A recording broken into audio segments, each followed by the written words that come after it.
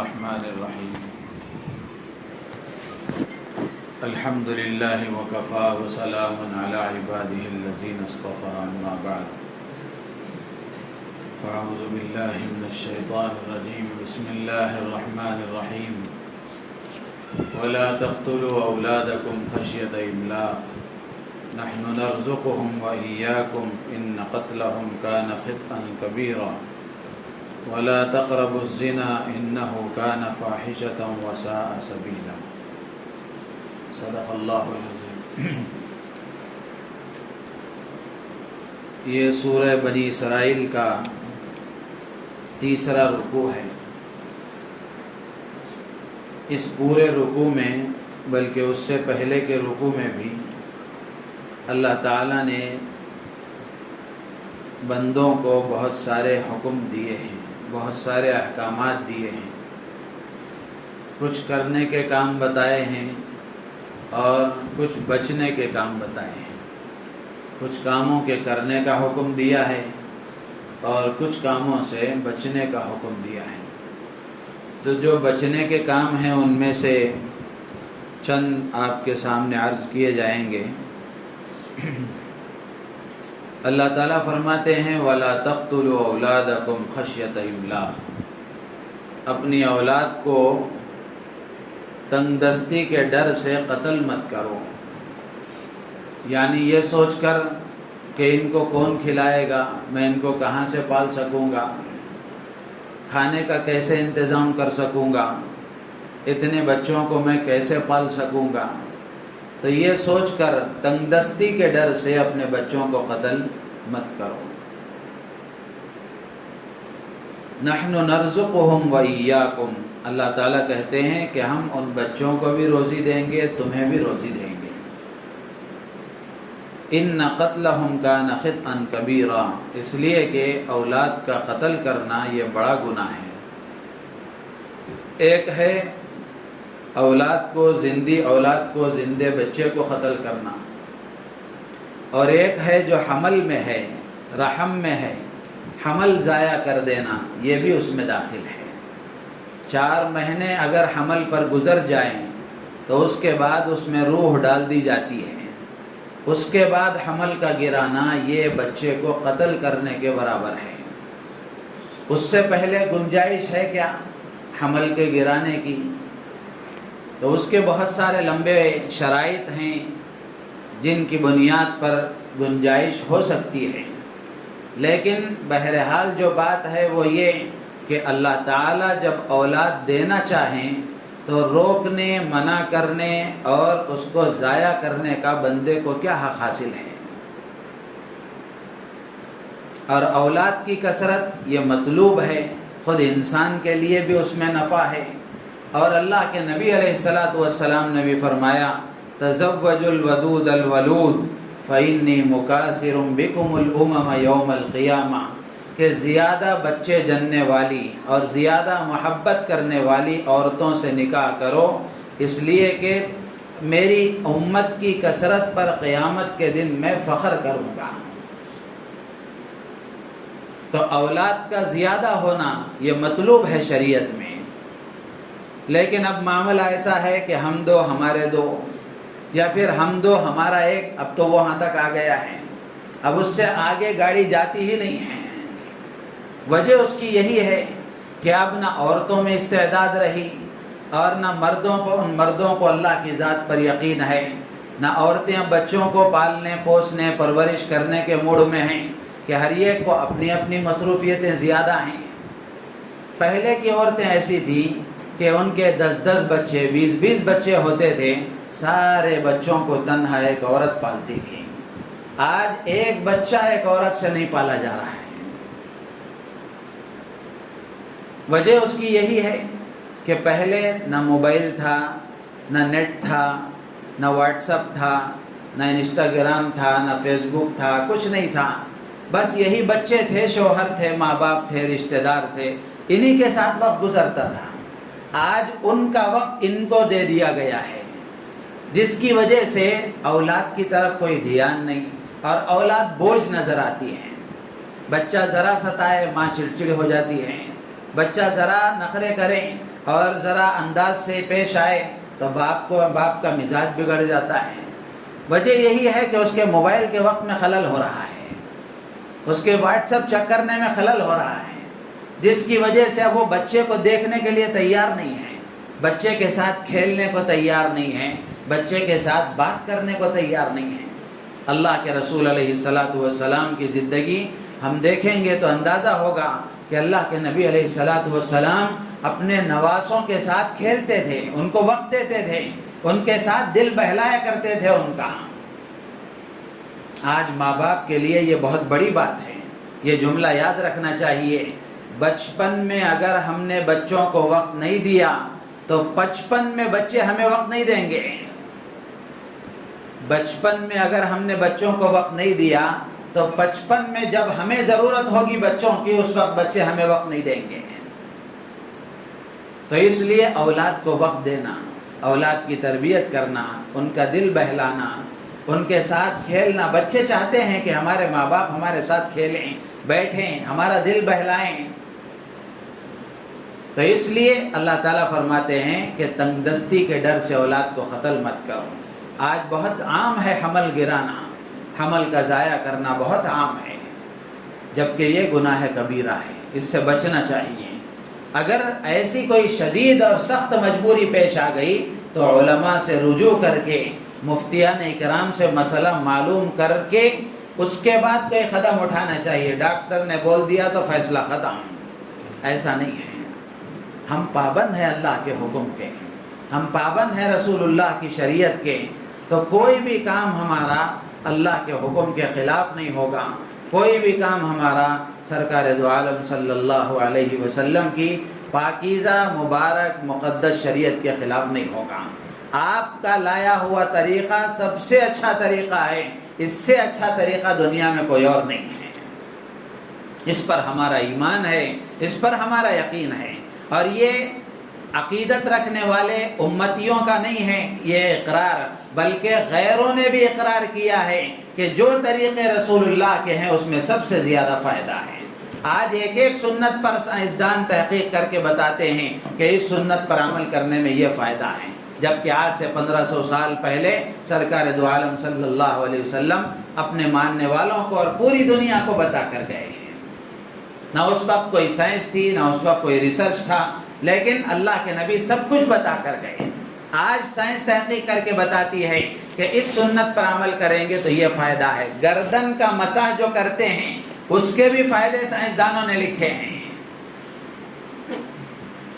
تو اس لیے پہلی بات اللہ کہتے ہیں کہ اپنی اولاد کو قتل مت کرو، اس لیے کہ بنیاد یہ ہے کہ آدمی کو یہ یقین ہونا چاہیے، مسلمان کو یقین ہونا چاہیے کہ روزی اللہ دیتے ہیں، روزی اللہ دیتے ہیں۔ نہ اپنے آپ کو میں پالتا ہوں، نہ اپنی بیوی کو میں پالتا ہوں، نہ اپنے بچوں کو میں پالتا ہوں، سب کو اللہ پالتے ہیں، سب کی روزی اللہ کی طرف سے آتی ہے۔ جب یہ یقین آدمی کے اندر آتا ہے تو پھر اس کے لیے سارے کام آسان ہو جاتے ہیں۔ جہاں آدمی یہ سوچتا ہے کہ میں کرتا ہوں، اللہ کہتے ہیں تو ہی کر لے، تب آدمی کیا کر سکے گا؟ تو یہ پہلی چیز ہے جو گناہ کبیرہ ہے، جس سے منع کیا گیا۔ دوسری بات اللہ فرماتے ہیں وَلَا تَقْرَبُوا الزِّنَا، اللہ نے یہ نہیں کہا زنا مت کرو، بلکہ اللہ کہتے ہیں زنا کے قریب بھی مت جاؤ، زنا کے قریب بھی مت جاؤ۔ کیا مطلب ہے؟ علماء نے لکھا ہے کہ زنا کے قریب بھی مت جاؤ کا مطلب یہ ہے کہ ایسی حرکتوں سے، ایسے کاموں سے، ایسے افعال سے اپنے آپ کو بچاؤ جو زنا تک پہنچاتے ہیں۔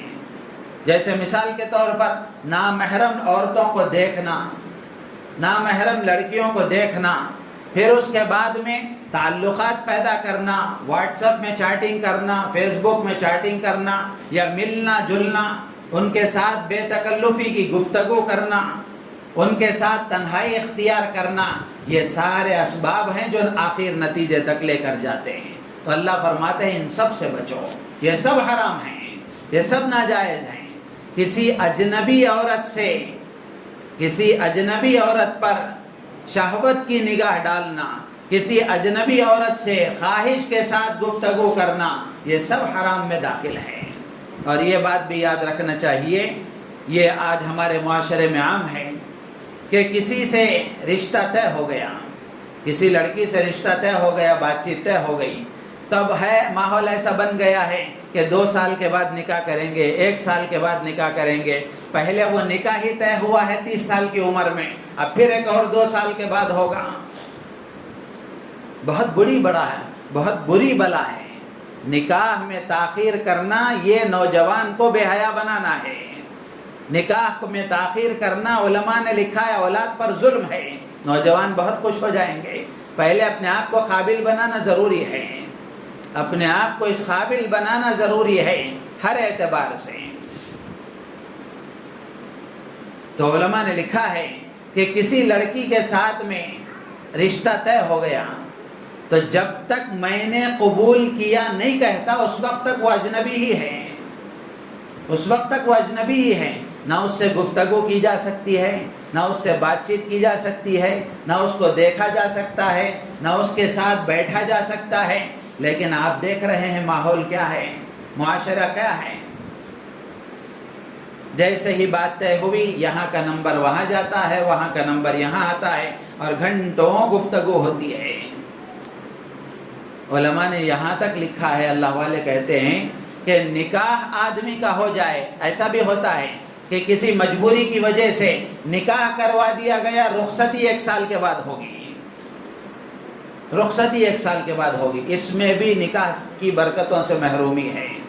یقیناً بات کرنا جائز ہے، یقیناً دیکھنا جائز ہے، اس لیے کہ وہ بیوی بن چکی ہے، لیکن فوراً رخصتی کرنا ضروری ہے، اس لیے کہ ایک اجنبی لڑکا، ایک اجنبی لڑکی، پہلی مرتبہ ان کی جو ملاقات ہے، اس کی جو برکتیں ہیں، اگر فوری رخصتی نہیں ہوئی یا پھر رشتہ طے ہونے کے بعد شادی سے پہلے ان کی آپس کی گفتگو ہوتی رہی، تو پہلی مرتبہ کی ملاقات کی جو برکتیں ہیں یہ ان سے محروم ہو جائیں گے، یہ ان سے محروم ہو جائیں گے۔ اور اس کی بات ہی الگ ہے، اس کی بات ہی الگ ہے۔ تو اللہ تعالیٰ فرماتے ہیں وَلَا تَقْرَبُوا الزِّنَا، زنا کے قریب بھی مت جاؤ۔ اس میں اس لیے کہ إِنَّهُ كَانَ فَاحِشًا، یہ گندگی ہے، بے حیائی ہے، اور مسلمان بے حیا نہیں ہوتا، مسلمان حیا کا علمبردار ہوتا ہے، شرمیلا ہوتا ہے، شرم کا عادی ہوتا ہے۔ تو کسی پر نگاہ ڈالنا اور کسی سے بے تکلفی کے ساتھ گفتگو کرنا، بغیر کسی ضرورت کے کسی سے بات کرنا، اس کی بالکل گنجائش نہیں ہے۔ اللہ کے نبی علیہ السلام نے جو صحابہ کا معاشرہ بنایا تھا، ایسا پاکیزہ معاشرہ بنایا تھا کہ یمن سے ایک عورت چل کر مکے کو آئی، اور یمن سے آ کر اس نے عمرہ کیا یا حج کیا، پھر واپس وہ یمن گئی، تو واپس جانے کے بعد اس سے پوچھا گیا کہ تو نے کیسا پایا، تو راستہ اتنا پرامن تھا کہ اس کو اپنی عزت پر کوئی خطرہ نہیں تھا۔ اس نے کہا، تاثرات اس کے لکھے ہیں کہ سب مجھے اپنا بھائی، سب مجھے اپنی بہن سمجھتے تھے، کسی نے میری طرف ناجائز نگاہ اٹھا کر نہیں دیکھا۔ آج ہم دیکھ لیں، ایک لڑکی جائے، 4 نوجوان بیٹھے ہوئے ہیں، تو چاروں کے الگ الگ تبصرے ہوں گے، چاروں کے الگ، اور ہر نوجوان سمجھتا ہے کہ اس پر تبصرہ کرنا میرا حق ہے۔ نوجوانی کی بربادی کے علاوہ کچھ نہیں ہے۔ اسی لیے اللہ فرماتے ہیں وَلَا تَقْرَبُوا الزِّنَا، زنا کے قریب بھی مت جاؤ، ایسے کاموں سے اپنے آپ کو بچاؤ۔ جوانی اللہ کی بہت بڑی نعمت ہے، بہت بڑی نعمت ہے۔ اسی لیے حدیث میں آتا ہے کہ قیامت کے دن اللہ تعالیٰ خاص جوانی کے بارے میں پوچھیں گے کہ جوانی تم نے کیسے گزاری، پوری زندگی کے بارے میں بھی پوچھیں گے، لیکن زندگی کا جو اصل کریم ہے، جو اصل زمانہ ہے زندگی کا، جوانی کا، اللہ تعالیٰ بطور خاص سوال کریں گے نوجوان لڑکے اور لڑکی سے کہ یہ جوانی کا حصہ تم نے کیسے گزارا۔ اب آج کا نوجوان کیا کہے گا؟ راتیں کیسی گزری، دن کیسا گزرا، تنہائیاں کیسے گزری، مجمع کیسے گزرے، اللہ حفاظت فرمائے۔ یہ ساری نوبت اسی لیے ہے کہ ماں باپ تربیت کی فکر نہیں کرتے ہیں۔ شروع ہی سے بچوں کو قابو میں رکھنا چاہیے، شروع ہی سے بچوں کو کنٹرول میں رکھنا چاہیے، شروع ہی سے غلط ماحول سے، غلط صحبتوں سے بچوں کو بچا کر اچھی صحبت ان کو دینا چاہیے۔ ماں باپ اگر بچوں کو وقت دیں گے تو بچہ باہر نہیں جائے گا، بچہ باہر نہیں جائے گا، اس لیے کہ اس کا ٹائم پاس ماں کے ساتھ ہوتا ہے، اس کا ٹائم پاس باپ کے ساتھ ہوتا ہے۔ یہ قیامت کی علامتوں میں سے بتایا گیا۔ اللہ کے نبی علیہ السلام نے فرمایا کہ قیامت کے قریب آدمی ماں باپ کے ساتھ دل نہیں بہلائے گا، بلکہ وہ دوستوں کے ساتھ دل بہلائے گا۔ اللہ کے نبی علیہ السلام نے حدیث میں فرمایا کہ ماں باپ کی نافرمانی کرے گا، دوستوں کے ساتھ وفاداری کرے گا۔ آج دیکھ لیں، گھر میں بھی ہے، گھر میں موجود ہے، باپ وہاں بیٹھا ہوا ہے، ماں یہاں بیٹھی ہوئی ہے، بچہ یہاں بیٹھا ہوا ہے، اور تینوں اپنے موبائل میں مصروف ہیں، تینوں اپنے موبائل میں مصروف ہیں، قریب ہوتے ہوئے بھی دور ہیں، قریب ہوتے ہوئے بھی دور ہیں۔ نہ بچے کو فرصت ہے کہ میں ماں باپ سے بات کروں، نہ ماں باپ کو فرصت ہے کہ بچے سے گفتگو کریں۔ تو اللہ فرماتے ہیں زنا کے قریب بھی مت جاؤ، وساء سبیلا، یہ برا راستہ ہے، برا راستہ ہے، انجام سوائے خون کے آنسو رونے کے کچھ نہیں ہے۔ جوانی جب برباد ہو جائے گی اور جوانی کے استعمال کا جب وقت آئے گا تو اس وقت میں یہ جوانی جو ضائع کی گئی ہے اس وقت احساس ہوگا، اور اس وقت میں خون کے آنسو روئے گا کہ میں نے کتنا غلط کام کر لیا۔ آج نکاحوں کے بعد طلاق کی جو شرحیں بڑھ رہی ہیں اور زندگیاں نبھانے کا جو اصول ہے وہ نوجوانوں میں نہیں ہیں۔ اب نئی شادیوں کو آپ دیکھیں، نہ شوہر بیوی کو سمجھتا ہے، نہ بیوی شوہر کو سمجھتی ہے، دونوں کو زندگی گزارنے کے کوئی اصول معلوم ہی نہیں ہے، جس کے نتیجے میں نکاح ہوا دوسرے دن طلاق، نکاح ہوا دوسرے مہینے میں طلاق، نکاح ہوا دوسرے سال میں طلاق، اور لڑائی جھگڑے، پہلی ہی رات سے لڑائی جھگڑے۔ یہ سب اسی لیے ہیں کہ جوانی برباد کی گئی، وقت ضائع کیا گیا اور صلاحیتیں بیکار کی گئیں، دین کا علم نہیں حاصل کیا گیا اور معلوم نہیں کیا گیا کہ نکاح کے بعد کی زندگی کیا ہے، بیوی کس چڑیا کا نام ہے، ساس سسر کسے کہتے ہیں، سسرالی رشتہ داریاں کیا ہیں، اس کا دین کیا ہے، معلوم نہیں کیا گیا، جس کے نتیجے میں آج ہمارا ماحول اور معاشرہ انتہائی خراب ہو چکا ہے۔ تو اس لیے اللہ فرماتے ہیں زنا کے قریب بھی مت جاؤ، یہ گندگی ہے، بے حیائی ہے اور برا راستہ ہے۔ اور آگے اللہ فرماتے ہیں وَلَا تَقْتُلُوا النَّفْسَ الَّتِي حَرَّمَ اللَّهُ إِلَّا بِالْحَقِّ، کسی کا ناحق قتل مت کرو، مرڈر مت کرو۔ قتل کرنا یہ اس کے شریعت میں اس کی گنجائش نہیں ہے، ہاں اس کے اصول ہیں، اس کے شرائط ہیں، حقوق ہیں، حدود ہیں، اس وقت میں قتل کیا جا سکتا ہے اور وہ بھی اسلامی حکومت ہو تو قتل کیا جا سکتا ہے۔ لیکن آج ہم دیکھیں ذرا بات پر آج نوجوان تلوار لے کر باہر آ جاتا ہے، چاقو لے کر باہر آ جاتا ہے، ختم کر دوں گا، بھونک دوں گا، مار دوں گا۔ یہ جانوروں کا معاشرہ ہے یا انسانوں کا معاشرہ ہے؟ میرے عزیز و دوست و بزرگوں، اللہ فرماتے ہیں کہ قتل سے اپنے آپ کو بچاؤ، قتل سے اپنے آپ کو بچاؤ۔ اسی طرح اللہ فرماتے ہیں یتیم کا مال ناحق مت کھاؤ، اس کے قریب بھی مت جاؤ۔ اور آگے اللہ تعالیٰ ایک اور بات فرماتے ہیں جو اس وقت مجھے عرض کرنی ہے، آپ بھی تھک گئے ہیں، میری بھی طبیعت تھکی ہوئی ہے، لمبا وقت نہیں ہے۔ وَلَا تَمْشِ فِي الْأَرْضِ مَرَحًا إِنَّكَ لَن تَخْرِقَ الْأَرْضَ وَلَن تَبْلُغَ الْجِبَالَ طُولًا، اللہ فرماتے ہیں زمین پر اکڑ کر مت چلو۔ وَلَا تَمْشِ فِي الْأَرْضِ مَرَحًا، زمین پر اکڑ کر مت چلو، اس لیے کہ اکڑ کر زمین پر پیر پٹک پٹک کر چل کر تم زمین کو پھاڑ نہیں سکتے، اور اکڑ کر اوپر چڑھ کر پہاڑ تک پہنچ نہیں سکتے۔ تو اس لیے اکڑنے کی کوئی ضرورت نہیں ہے۔ تکبر اللہ کو پسند نہیں ہے، تکبر اللہ کو پسند نہیں ہے۔ تکبر کہتے ہیں اپنے آپ کو بڑا سمجھنا، بھلے کسی سے نہ بولے، دل میں سمجھ رہا میں بہت بڑا آدمی، میرے جیسا کوئی نہیں ہے، دوسرے کو حقیر سمجھتا ہے، اپنے کو بڑا سمجھتا ہے، یہ تکبر ہے۔ بھلے زبان سے کہتا ہو میری کیا حیثیت ہے، میں فلاں ہوں، حقیر ہوں، فقیر ہوں، پر تقصیر ہوں، فلاں فلاں، زبان سے کچھ بھی کہے، لیکن دل میں اگر اپنے آپ کو بڑا سمجھتا ہے تو یہ متکبر ہے، اور تکبر اللہ کو بالکل پسند نہیں ہے۔ اللہ کے نبی علیہ السلام نے حدیث میں فرمایا جس کے دل میں رائی کے دانے کے برابر ذرہ برابر بھی تکبر ہوگا وہ جنت میں داخل نہیں ہوگا، وہ جنت میں داخل نہیں ہوگا۔ کل ایک بیماری کا تذکرہ میں نے کیا تھا، یاد ہے آپ کو کیا بولیا تھا کل میں؟ حسد کے بارے میں کل بتایا گیا تھا۔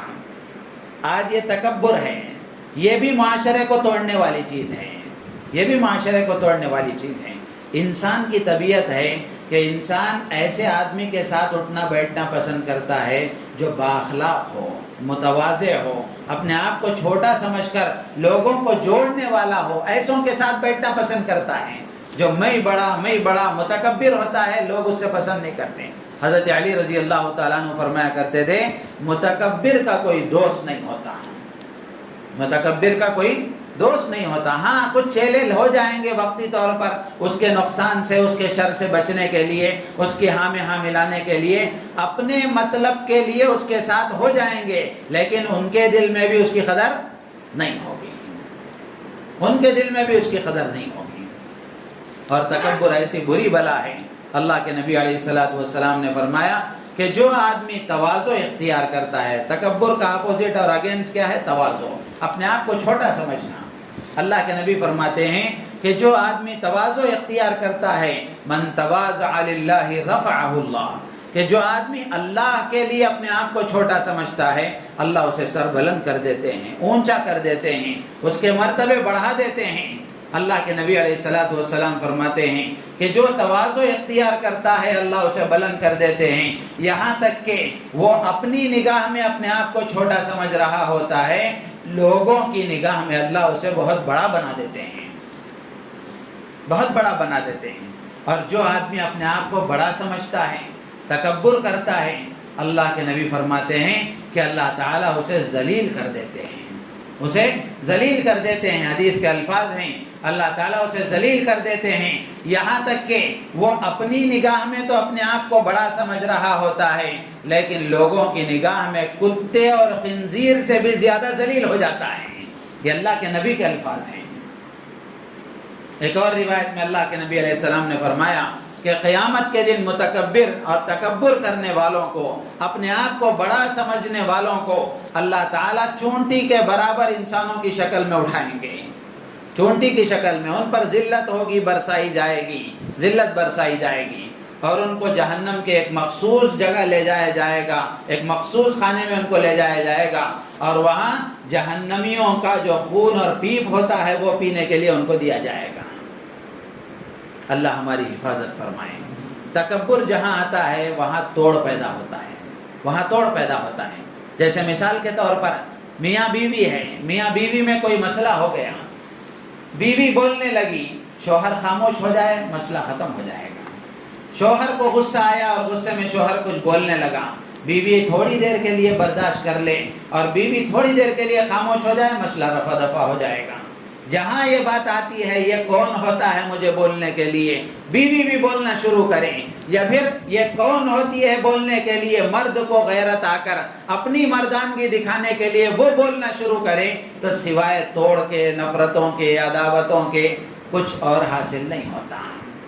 جہاں اپنے آپ کو چھوٹا سمجھ لیا جاتا ہے، تواضع اختیار کر لی جاتی ہے، وہاں جوڑ پیدا ہوتا ہے، وہاں جوڑ پیدا ہوتا ہے۔ تو اس لیے اپنے آپ کو چھوٹا سمجھنا یہ بہت بڑی خوبی ہے۔ امام غزالی رحمۃ اللہ علیہ نے لکھا ہے کہ تواضع ام الاخلاق ہے، سارے اخلاق کی ماں ہے، سارے اخلاق کی بنیاد اور جڑ ہے۔ جس کے اندر تواضع ہوتی ہے، ہمارے بزرگوں میں حضرت مولانا ابراہیم صاحب دیولہ دامت برکاتہم مثال دے کر بتاتے ہیں کہ جس آدمی کے اندر تواضع ہوتی ہے، جو آدمی اپنے آپ کو چھوٹا سمجھتا ہے، اس کے اندر اخلاق اتنی تیزی سے آتے ہیں، اچھے اخلاق، جیسے اوپر سے ڈھلوان راستہ ہے، اوپر سے کوئی چیز چھوڑی جائے تو نیچے کتنے آسانی سے آ جائے گی، کتنی تیزی سے وہ نیچے آ جاتی ہے، تو اتنا تیزی سے اس کے اندر اچھے اخلاق آتے ہیں۔ کس کے اندر؟ جس کے اندر تواضع ہوتی ہے، جو اپنے آپ کو چھوٹا سمجھتا ہے۔ اور جو اپنے آپ کو بڑا سمجھتا ہے، تکبر ہے، اگر وہ اچھے اخلاق کو حاصل کرنے کی محنت بھی کرے گا تو اس کے اندر اخلاق بہت دیر سے آئیں گے۔ مثال دے کر بتاتے تھے جیسے ڈھلوان راستے میں نیچے سے اوپر کوئی چیز چڑھانا ہو تو کتنی دشواری ہوتی ہے، اتنی ہی تکلیف سے اس کے اندر اچھے اخلاق آئیں گے۔ تو اس لیے اللہ فرماتے ہیں وَلَا تَمْشِ فِي الْأَرْضِ مَرَحًا۔ تکبر تو دل کی چیز ہے، وہ سامنے نظر نہیں آتی، لیکن اس کا اظہار آدمی کے اعضاء و جوارح سے ہوتا ہے، اس کے ہاتھ پیر کی حرکتوں سے ہوتا ہے، اس کی زبان کے بول سے ہوتا ہے۔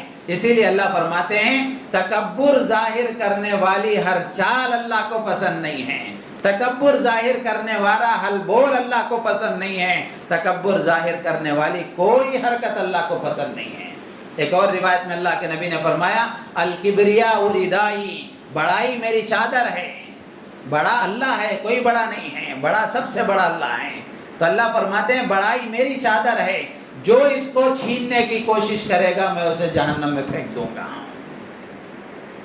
تو اس لیے میرے عزیز و دوست بزرگوں، اپنے آپ کو چھوٹا سمجھنا، تواضع اختیار کرنا، یہ ہر جگہ کام آئے گا۔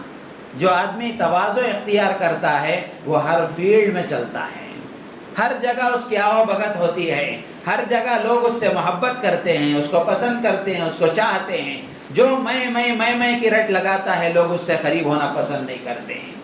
کوئی مجبوری میں چلا گیا وقتی طور پر تو گیا، ورنہ لوگ اس کے قریب ہونا بھی پسند نہیں کرتے ہیں۔ اللہ تعالیٰ سے دعا ہے اللہ تعالیٰ ہم سب کو ان باتوں پر عمل کی توفیق عطا فرمائے، ان گناہوں سے بچنے کی اللہ تعالیٰ مجھے آپ کو توفیق